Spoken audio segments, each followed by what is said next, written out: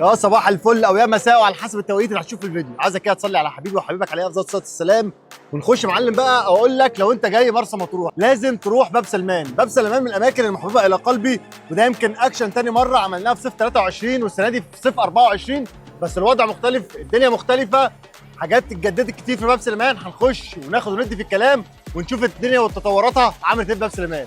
يلا بينا.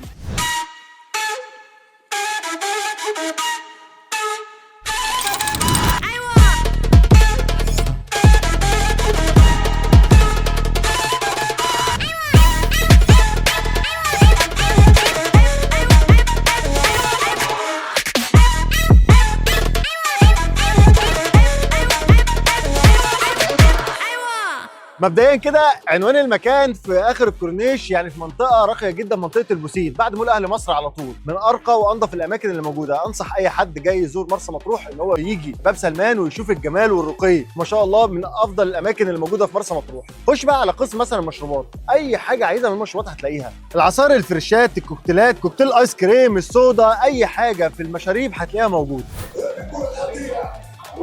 وبعد ما خلصنا بقى قسم المشروبات تعالوا بينا نخش على قسم المأكولات. يلا.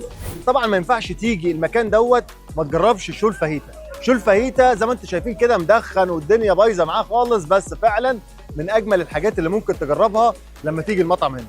يلا بينا بقى نشوف القعده البدوي في باب سليمان عامله ازاي. يلا بينا. القعده البدوي، كوبايه الشاي الزردة، اي حاجه عايزها في باب سليمان هتلاقيها موجوده. وعشان ما اطولش عليكم الفيديو يلا بينا نشوف مكان تاني.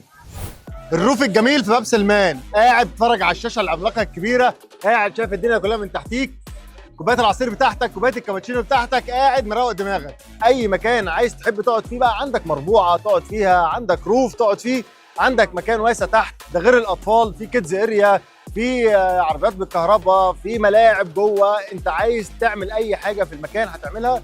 بصراحه من افضل الاماكن اللي جيتها، ومن افضل الاماكن اللي بحب اقعد فيها. اي حد هيجي مرسى مطروح لازم يبقى حاطط في الجدول بتاعه او في البرنامج بتاعه ان هو يجي ويزور باب سلمان. ان شاء الله باذن الله استنونا في فيديوهات تانية كتير في اماكن كتير في مطروح، واعرفكم مطروح والمطاعم والكافيهات اللي موجوده في مطروح، واشوفكم على خير. سلام.